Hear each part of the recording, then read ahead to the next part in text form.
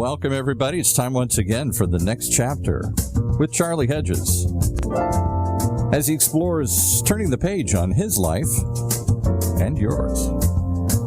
Hey, Charlie. Hey, Paul. I can't wait to interview our very special guest today, Felicia Searcy, who is a transformational life and business coach. Widely known as the Impact Multiplier, Felicia's purpose is to empower you to discover and express your extraordinary life. I so agree with Felicia's approach to coaching. That is, understanding the ABCs of personal development in a way that demands action and personal responsibility, all with the goal of turning your dreams into real-life experiences. Felicia has been given a calling to bring powerful spiritual principles to entrepreneurs that guide them to multiply their impact as they build their business. With that, let's welcome four-time award-winning coach, international speaker, author, and minister, Felicia Searcy, onto our show. Felicia, welcome to the next chapter with Charlie. Thank you, Charlie. It's so much fun to be here. Yeah, I really can't wait. I'm very excited about what we're going to talk about. I so enjoyed speaking with you earlier and pursuing and perusing your fabulous, informative website at FeliciaSearcy.com. So what I'd like to do is let's begin our time together with this. What is a transformational coach? Yeah, it's a great question, and it's a term that gets thrown around a lot, right? So what is it exactly that we mean by transformation? The thing that I mean by that is that you experience such a depth of change that you can't go back. Think of it this way. Every day we change our clothes, right? You know, your PJs, and then you put your street clothes on, or, you know, your professional clothes. But you're changing your clothes, but you have not fundamentally changed. When you transform, it's like, you know, excuse the cliche example, a caterpillar going to a butterfly. That butterfly will never go back to its caterpillarness, that it evolved into this next level iteration of itself, this dynamic iteration, to such a degree that it can't revert, it can't return. And so transformation is the point of no return, where you so embody the change that you literally walk around in a new skin, in a new dynamic, like there's a rarefied air that you're functioning from. And that's what I want to help people discover. That's fascinating. I've never heard of transformation that way, that you don't return, you have become almost a transformed entity, a new entity that becomes you, and you become that. I like that definition really well. I think that's very good. Good. You know what? I have a handful of questions that I want to ask, and I'm really excited about your responses. You write about, I love this, trusting the power of your dream. Yeah. So many of us struggle with believing in ourselves, which may be one of the greatest challenges any of us will ever face. Tell me, what do you mean by trusting in the power of your dream? Yeah, so one of the things I help people understand is that you don't have a dream. A dream has been given to you, that a dream is revealed to you. It is truly a divine inspiration. It's a divine download. And with that, as you give yourself permission to really hear the dream, key piece of the reason for the dream, number one, is to help you discover more of who you are created to be, and number two, to deepen your awareness in your relationship with this life, this connection with this life force energy that's moving through you. It created you. It's all around you. So when you let yourself be in that place of, wow, what is this dream that's, you know, revealing to me, and what if I really could do this? Then you're coming into a partnership with this life force energy, and you really come to realize, and this is the process of continuing that deeper realization, that you are given everything required to grow into the person who can live into this dream and actually bring it into fruition. So your dream literally begins to take on a life of its own. It guides you, it informs you, it directs you, it inspires you, and it brings to you everything required in order to be able to successfully bring it into fruition. So that's what I mean by trust the power. Your dream has a life force energy of its own. And when you succumb to that, now you're allowing the dream to be the driver, because what you're really allowing to be the driver is this divine intelligence that gave you the dream in the first place. You know, that is so important, and yet it is so difficult with especially younger. When you're younger, you're so influenced by your peers, by your parents. This is what you should be. You should be doing this. You should be doing that. And it is rare to find the parent that will allow the child to express their inner core desires, goals, objectives, and how do you help people understand? Because I think I believe in what you believe, that you are given a dream. How do you access that in spite of all of the distractions by other people? Yeah, and that's the spiritual mastery, right? And so it's truly a courageous, tip of the arrow person who's willing to acknowledge, first of all, discontent, right?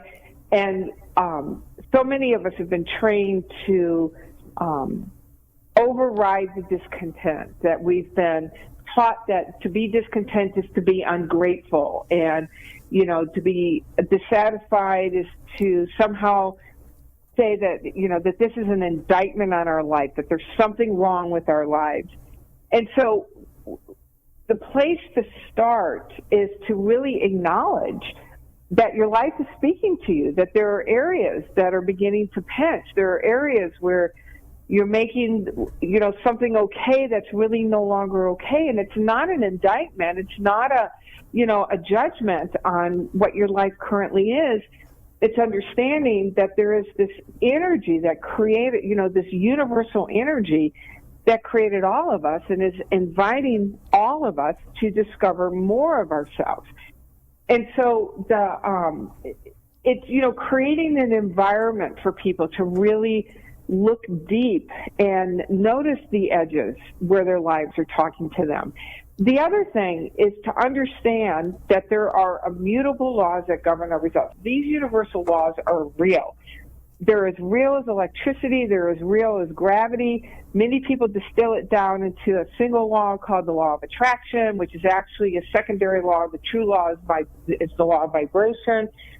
So coming to understand how these laws work as we work in partnership with this divine energy. And so so here's the thing that I tell people. This is not about necessarily believing in yourself. That comes later. Here's where to build the belief. Build the belief that we truly have been given this system, and that there are established laws that will support us in creating what it is that we want. To believe that there are these laws, to believe in your capacity to create, that we have been given this unprecedented gift to be able to imagine new and different possibilities. And we're using our imagination all the time. In fact, most people use their imagination to terrorize themselves. When we really begin to understand that our imagination is the genesis, it's the 0.0 of all of our creation, and that we've been given this amazing gift to be able to entertain new possibilities in our imagination, and to trust the power of that, to trust the power of this gift that we've been given, and then to trust this life force energy that wove us into existence from the very fabric of itself. That's like the trifecta. You used the word Trinity when you and I were speaking. That's the Trinity of belief. And when you know that you're standing on the foundation of all of that, then you can believe in yourself, because you realize it's not you that you're really believing in. You're believing in something so much bigger that's expressing and expanding through you. And that's a process to build the belief in those three things. Yeah, I so agree. You know what I'm wondering is, what point in life are we ready to understand and accept these energies and this new dimension that is different from what we've been taught in school, taught by our peers, and taught by our relationships, and taught in society? When does this begin, Felicia? Is this something that begins really young, or does it happen with age? As you mature, it becomes clearer and clearer. Is there a time in there that clarity emerges? It's such an interesting question, and I really think that it's a unique individual thing. That I know people, I know young adults that were raised in this philosophy, in this, I don't even know if philosophy is the right word, but in this teaching. And they're, they seem to be fearless and trusting the process and trusting what it is that they really want. And then there are others, that will struggle. I've got clients. In fact, I was just talking to one that she's been with me now 6 years, and she was 31 when she started. And I think that the threshold for tolerating pain is coming down. That people coming up. I mean, I'll be 60. How old am I? I'll be 63 next month. Let's think about it for a second. I'll be 63 next month. And I think that there are, we're coming up in an era where younger people have less of a tolerance for dissatisfaction, and they're willing to let their lives speak to them, and they know that there's something bigger. And then I've got people that will come in their 40s, 50s, 60s, and I've even had people in their 70s and 80s where all of a sudden they realize, wow, there really is so much more. And I've had a really good life, and there's more. And so I just, we have no idea what the timing is, right? And I don't know why some people, like I discovered it when I was 22. I don't know why some people discover it when they're younger and why it takes longer. And it's magic whenever people discover this. Yeah, it's so true. And it is so difficult in our sort of objective and destination-oriented way of thinking. It is so difficult for many, if not all of us, in the early stages, to actually trust the process and know the process is never going to be what we have projected. It's the process, since it's divine energy, the process is unknown to us, and we have to just wait and allow it to happen. And that is difficult for strong egos, control-oriented. Yeah. That just gets in the way of the process, and there's a lot of dissatisfaction as a result. Yeah, and so first of all, it doesn't happen to us, right? It happens with us, and we definitely are taking a very active role. One of the things that I help people understand is that dreaming up what a life that you would love is an active activity. Putting on who your dream is asking you to become is an active. It's active. It's not passive. It's active. And then, and then physically taking action. And so, here's the thing about this desire. It's going to disrupt. It's going to disrupt the status quo.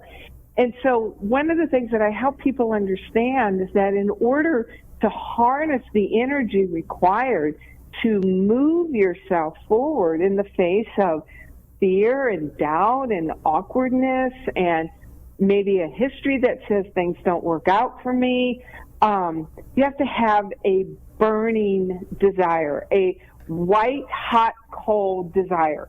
because we're not going to go for something unless we are literally obsessed with it, that we are, compelled to do this. So the real courage starts in giving yourself permission to really want something. That it's, we've been so trained to tap our desires down, and in the spiritual world, it's like, desire is the root of all suffering. And by the way, it's not desire, it's attachment to how it's going to show up. That's a great distinction. Yeah. So we've been taught not to want something. And what I'm saying is, want it with every fiber of your being, because what you're wanting is the higher expression of you and your deeper connection with this life force energy, and the dream is the catalyst to put you in the middle of that. And oh, by the way, you also get really great results that you love, which is really okay to enjoy the fruits of your process and very real tangible results. Yeah, one of the things I liked about that you I don't know if I read it on your website or if I listened to it, because you have excellent YouTube videos on your website that are very, very helpful. And somewhere, I don't know if I read it or saw the video, but you talked about, my words, the power of doubt, and that if we are working, and I also loved your idea of a partnership. It is a cooperative between, in my view, it's a cooperative between me and the divine. The divine, it is a partnership, and we both have our roles, and in that process, if I'm given a role or a vision or a dream of what I want to do, it is actually, the way you put it, and I'd like you to explain it, is the power of doubt. It's okay to doubt that if we really want it. And talk about that, because I think we're so afraid of doubting that means, it's not real. But you talk about doubting as a positive aspect. Yeah, so think of it this way. When we dream into something so expansive that we've never known for ourselves before, and you activate doubt, it's actually good news, because it means you've bumped up against an edge of yourself that you don't know about yourself, right? I don't know, when I first learned how to drive, especially a Standard, when I first learned how to drive a Standard, it was awkward. It was uncomfortable. I wasn't sure if I was going to be able to get across the road. In fact, I remember we were in Baton Rouge and my little brother was with me, and I couldn't get the thing into gear. And he literally just got out of the car so frustrated and walked over, to where our parents were staying at the time. And I was filled with doubt. And I was learning something new. I was engaged in something that wasn't habitual. And that's where transformation happens. Transformation happens at the geography line of the known and the unknown. And if I'm not functioning with some doubt, I'm not saying that you're going to live there. And, part of the work that I do is helping people really, lean into the doubt and transform the doubt in the moment by moment, to where you habituate a deeper level of calm confidence as you move through your world before the facts start giving you permission to do this.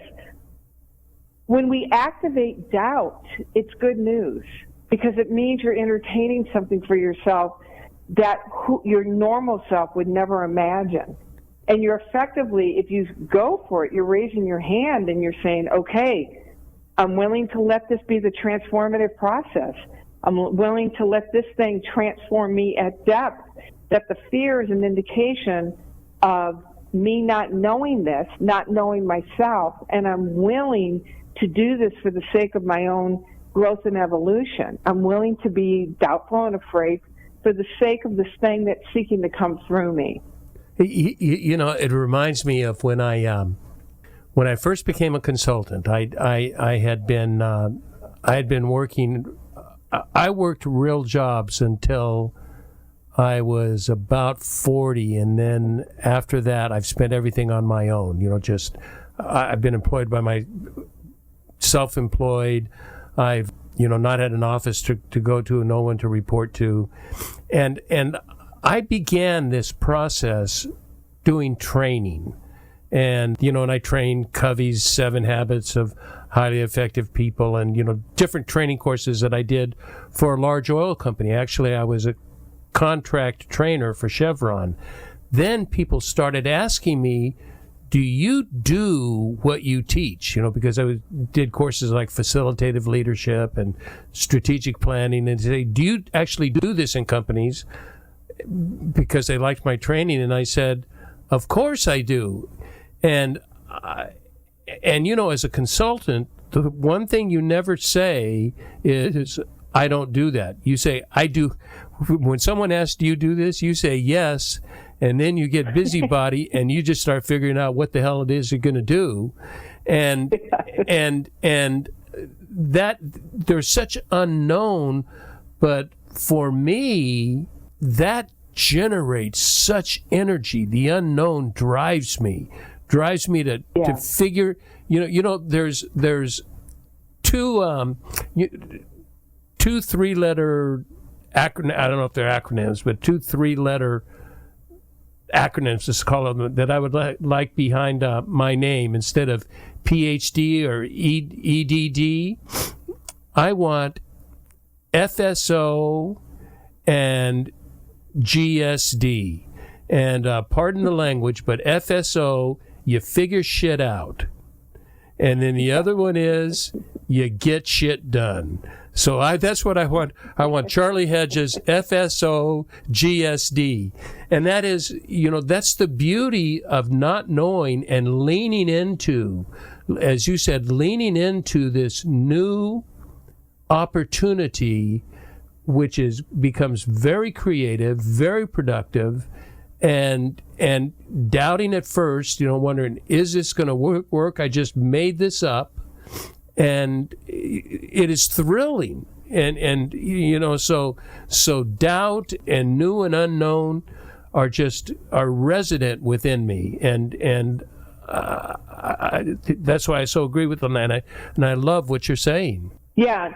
I mean, it's just an indicator that you're growing edge, and it's learning how to sequester the doubt rather than believing the doubt, right? And that's the journey of, again, deepening your relationship, really let yourself hear what is it that you would love, deepening your relationship with this life force energy, and beginning to see yourself as that person before your world gives you permission. Yes, before the world gives you permission. Yeah. The permission is internal. The permission is, it's in that divine partnership. And it's a matter of, it's a belief system. And so I want to go on to a new question, because you talked about this life force energy, and I read something, I read up on you, so you've been researched, and you have written that you came upon the idea that our goal is not about changing things, but about changing ourselves and our relationship with our life force energy. I love that. It's not about changing things, because your sphere of influence, you change very few things, but you can change yourself. And I like this changing or adapting to the relationship of a life force energy. That's deep stuff. I'd love for you to enlighten me on not changing things, but changing ourselves and our relationship to our life force energy. Yeah, so most of us have been trained to believe that if there's a situation that is not to our liking, if we change the situation, then everything will be okay. I call it condition-based thinking. It's happening. We believe that it's happening outside of us. When we understand that we are the point of origin, that our world evolves around us. It organizes around us. There's Thomas Troward was an amazing metaphysical writer back at the turn of the last century, and he had a line where he says, "My mind is a center of divine operation." When we understand that we're at the center of what's ever happening, and that what we're engaging with in terms of our circumstances, it's the pattern by which we've been living and by the way that we are interacting with our circumstances. And we can change circumstances, but we're going to keep taking ourselves with us. It's what I talk about when people talk about, oh my God, the law of attraction, I believe it, I'm a great manifester. And they go from manifestation to manifestation to manifestation, but they keep bringing themselves, the same self along. They may change their circumstances, but their life doesn't change. Yeah, no matter where you go, you are there. That's it. And you can get the car, you can get the job, you can get the money in the bank, you can get the lover, and yet you're still living in that same pattern of, whatever the experience was. When we understand that the call is to deepen our awareness of who we really are and to dig deep and to discover new dynamic elements about ourselves and to grow ourselves into this even more dynamic being that we are created to be, as we, connect and partner with this life force energy, that sense of communion and companionship, we change. Goes back to what we talked about at the beginning, the transformation. You transform, and then you understand that the real gift is who you've become. Your world will reorganize. It's law. Your world has to reorganize, and you're able to be so much more present for that growth, those new results, because you understand that your well-being is not dependent on those things. It's because of your deeper sense of well-being that these are able to come into existence. So you understand that true love, abundance, and freedom does not come from a changed result. It comes because you understand the process of that changed result and who you've become through that process. Oh my, that is so good. That is so true. I've written a few blogs on a bit on this subject. Not exactly, but relating to this subject. And it's very common for people to say, it's not about you. Life is not about you. It's about serving other people and doing whatever. And I have said, just right in line with what you were saying, it is about you. Your life is about you, because as I mentioned before, everywhere you go, you are there, and you can't help but be sort of the center point, the focal point of it. And you can take two directions. You can take several directions, but you can take the narcissistic view that it's all about me attaining and making me better, or it's all about me and my desire to improve myself, to endorse and accept other resources, other ways of thinking. So I really agree that your life is all about you. Yeah, we're at the center, right? We're the center. Right now, I'm at the center of my life. Yes. And when I put focus on me and how I'm showing up, that then radiates out. And here's the other thing, Charlie, that I find is that people will often remove themselves from the equation. Like somehow it's not spiritual to want things. It's not spiritual to improve your quality of life. And so it's all about serving, which, believe me, service is my center stream. And you need to put yourself in the equation, that it includes you, that you get to enjoy and benefit and revel in, the growth and the changes and, the things that you desire in your life. Yeah. So it's not an either or. No. It's not even a both and. It's one. As you grow according to this, this trajectory to this spiritual principle, your life transforms, and you transform. Your life improves, and you are providing that level of service to the people around you just by simply who you're becoming. That is so true. My listeners know I'm on a spiritual journey that follows the late medieval Christian mystics, and you are sounding very much like a Christian mystic right now, and that it is, again, the partnership, but it begins with you and how you grow and relate to the world and to the divine. And with that, what I want to do is take a break, and then if you think we've been deep so far, we're getting deeper, everybody. This is one of those ones where somebody says we're going to go deep and we're going to stay down long. So what I want to do is take a brief break, and then we'll come back and pursue these wonderful thoughts.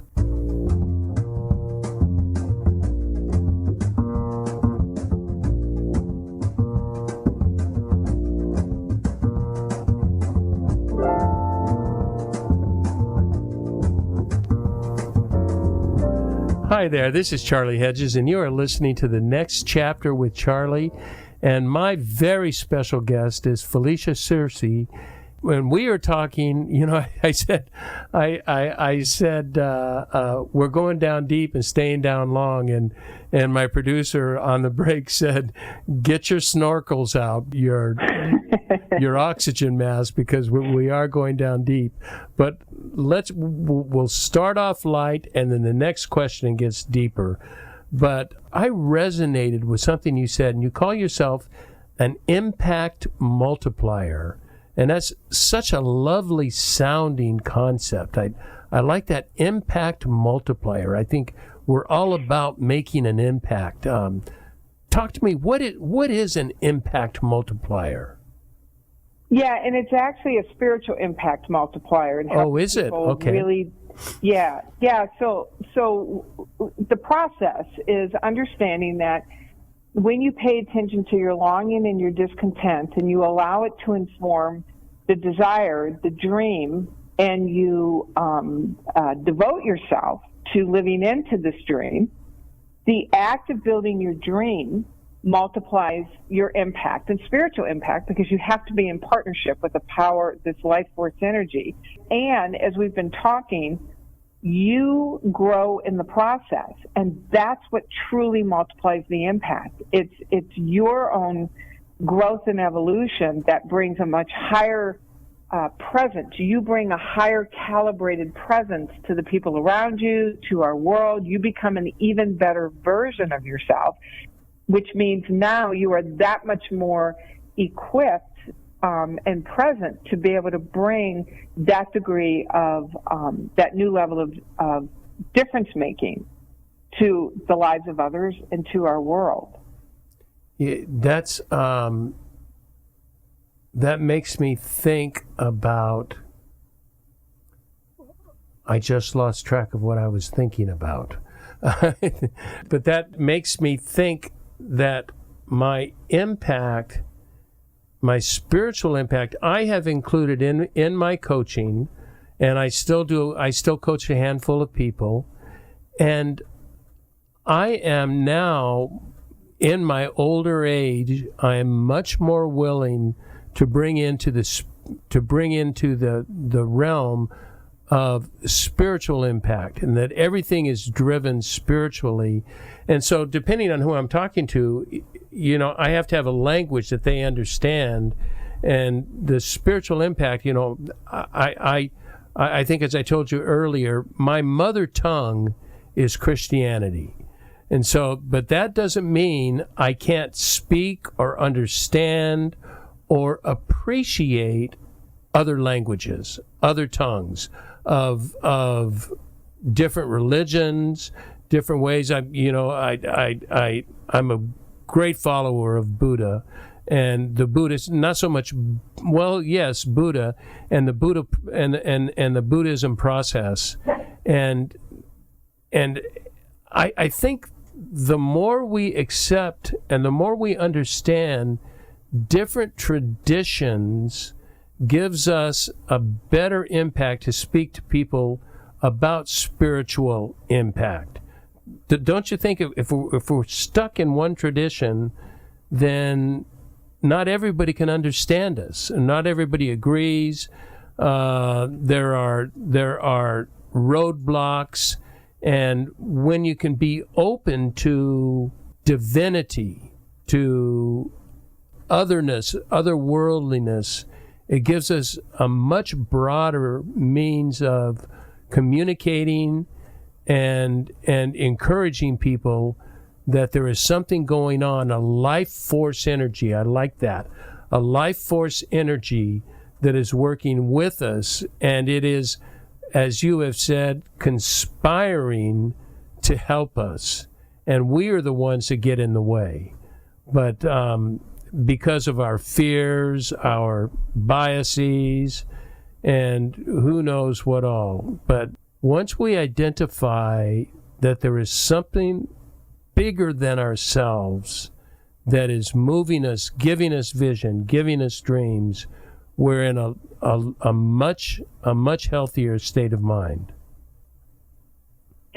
Yeah, and so what I've discovered, what I've observed, throughout my years of doing this as a minister and now in this, that, if the motive is love, regardless of what the path is, if the motive is love, if the motive is true honoring, the person in front of you, if the motive is truly becoming the person that, Spirit asks you to be, the path really becomes irrelevant.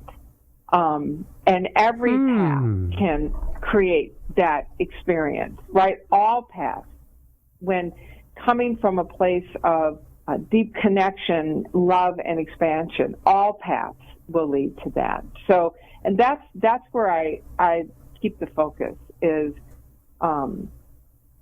what is it to support somebody in really showing up in love and understanding that the nature of their dream is the nature of love. And so I'm grateful that, I've had a variety of clients coming from a variety of different spiritual backgrounds, and when they're dedicated to the expression of love and expression of love by means of their dream, then their path will serve them. That's a great way to put it. A commitment to the expression of love through the means of your dream. That your dream is an expression of love. And when you understand that, it's life-changing. You know what I want to do? I want to, this is where we're going to go down deep. You write about universal laws and a spiritual system of universal laws, and you alluded to it earlier in our conversation.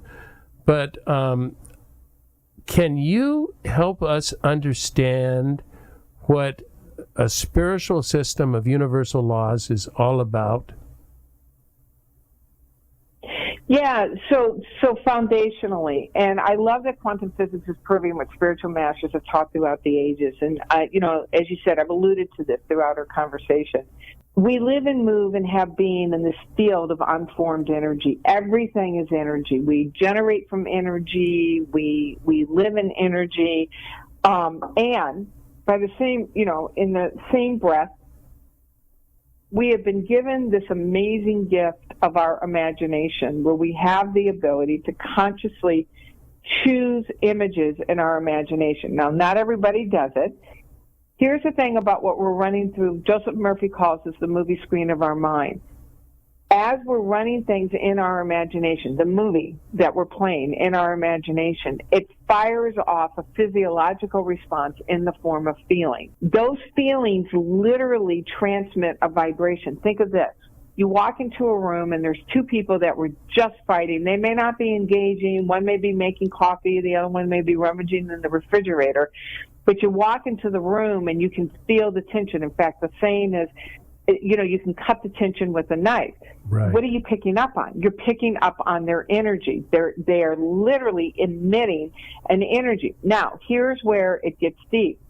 Quantum physics is proving that there is an energy field around us that is responsive, that's generative, that's creative to what we are predominantly transmitting by what we are feeling that's been originally generated in the form of our imagination.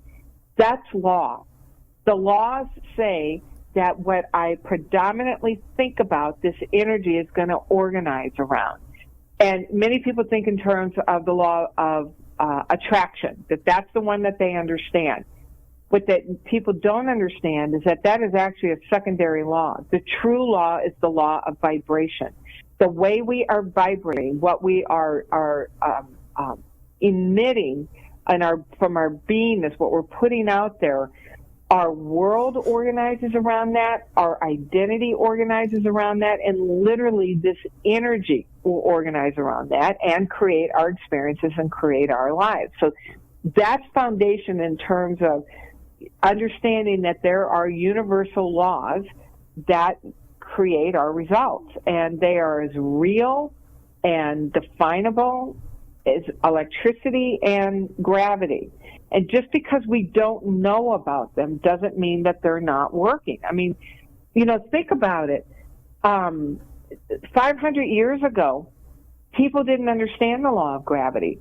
They thought the world was flat. And then they said, well, even if it is round, you get down to the other side, you're going to fall off. They didn't understand gravity. But gravity was still functioning.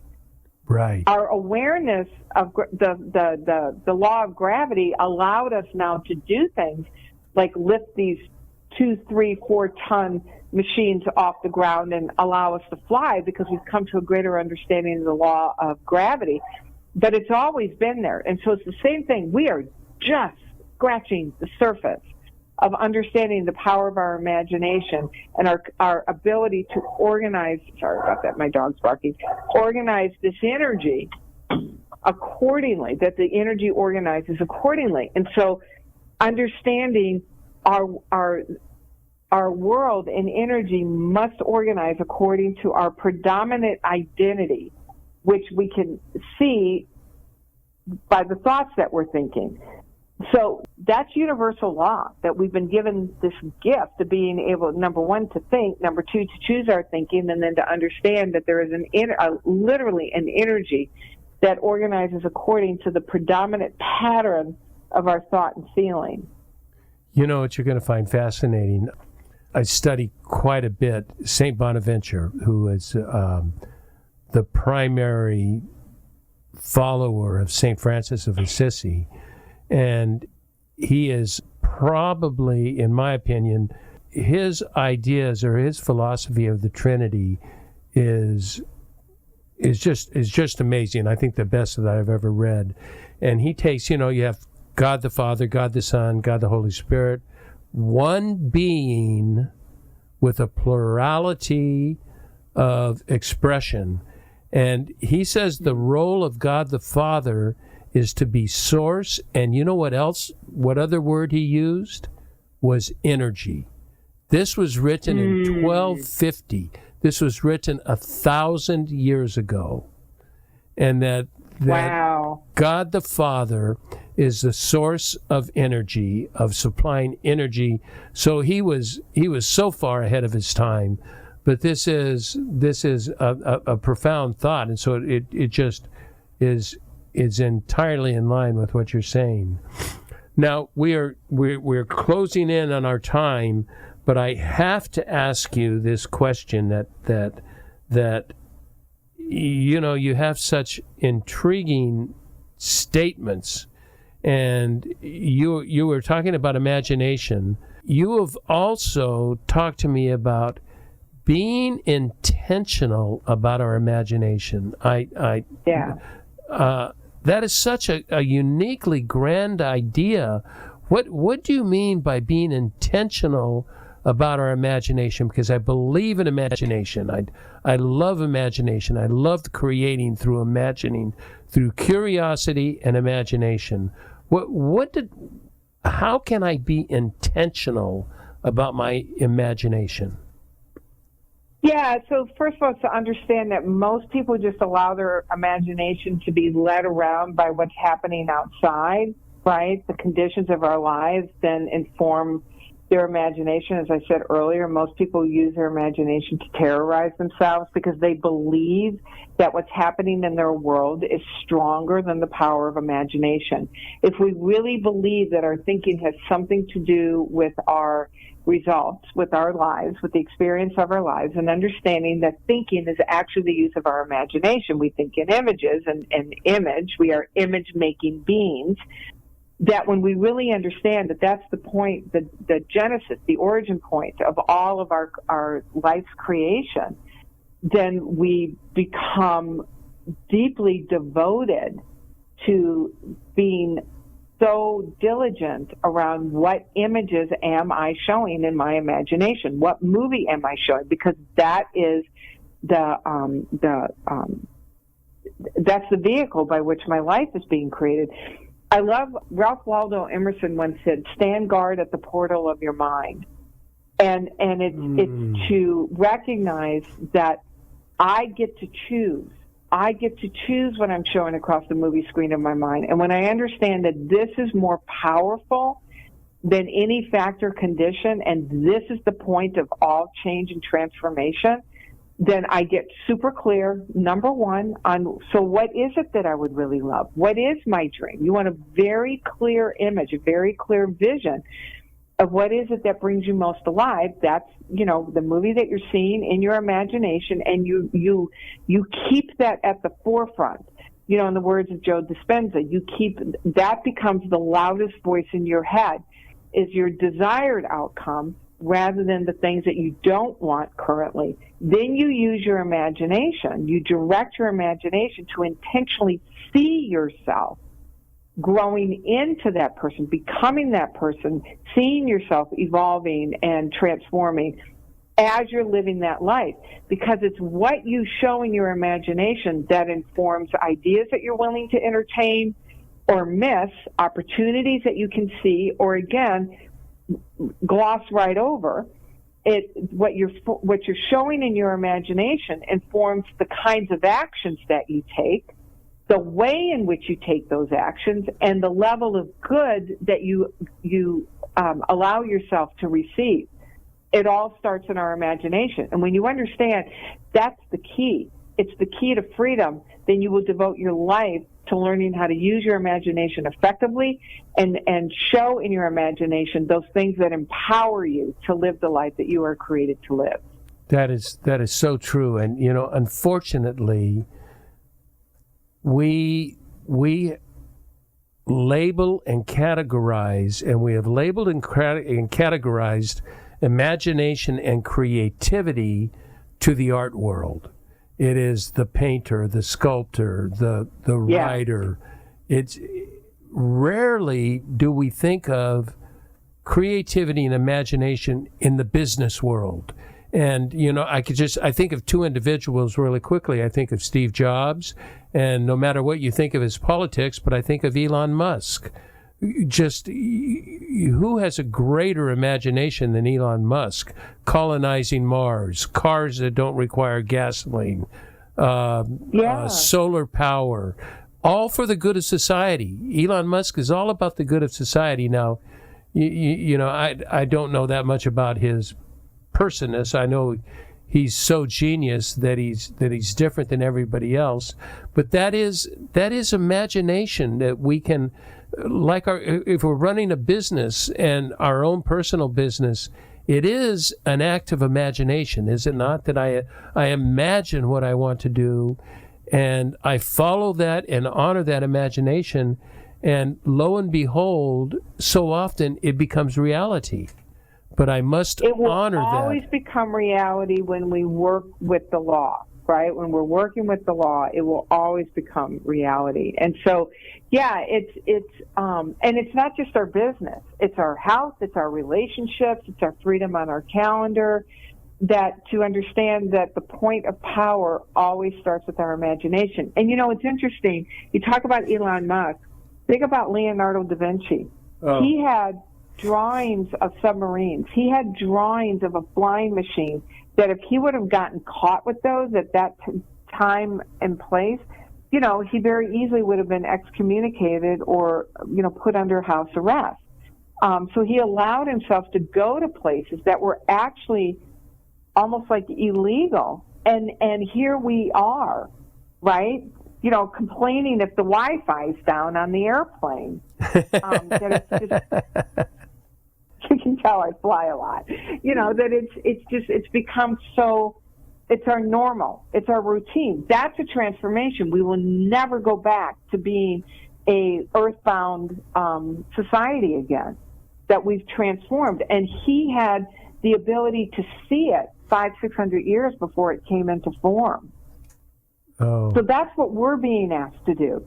We're being asked in our own each individual way to allow a new, bold possibility to reveal itself in the realm of our imagination, and to tap into this life force energy in a way that allows us to really begin to entertain it, even in spite of what may be going on in our world, to understand that the power of our imagination is stronger than whatever the conditions may be going on in your life right now. And that when you dedicate yourself to that, you're tapping into something so much bigger, and you're transforming you and you're transforming your results. And it takes courage. It takes courage to let yourself dream into these new possibilities for yourself. And how fun. You're reminding me of, we have covered in this show the final book in the trilogy of The Hitchhiker's Guide to the Galaxy by Douglas Adams. His last book was Life, the Universe, and Everything. And I think that should be the title of this show, is Life, the Universe, and Everything. And understanding it is just... And we are, I've titled the show, Turn Your Dreams into Real Life. And that comes from you, and I think it's brilliant. Felicia Searcy, you are the best. It is so fun chatting with you. Tell me, I will have a link to your website. Is there any other way that you would like people to get more information about you, or is that the best source to get that? Well, I actually have a bit of a gift. We've been talking a lot about the power of vision, and so I put together like a visioning toolkit where I've written out very specific instructions on how to write a vision. I've created a meditation for you to listen deeply. And then I've created a daily routine, a process that you go through every morning and every evening to know what to do with your vision and how to engage and relate to this new possibility as you move about your day. That's my gift. It's almost like a mini course. Well, it is like a mini course. And that's my gift. And so just go to FeliciaSearcy.com/spiritual success. And you can grab hold of that, download it, and let it serve you. / what was that? Spiritual success. My typing is slowing me down. Spiritual success. Okay, excellent. We will make sure we put that on the show notes. I can't wait to publish a show, and I can't wait to hear what it's all about. I want to listen to it again myself. Felicia, thank you, Charlie. It's been great. Yeah, you are really an amazing asset. I can see why you're such a successful coach, is that you are offering people hope, and that they are already okay. You said somewhere that you're living into who you already are. You're just recognizing it perhaps for the first time. And I think that's brilliant. So thank you so much for being on the show with me. You are a delight. Yeah, thank you, Charlie. I really appreciate you having me here. Thank you. And I also want to thank our listeners for tuning into the next chapter with Charlie. And until next, this is Charlie Hedges signing off. Bye for now.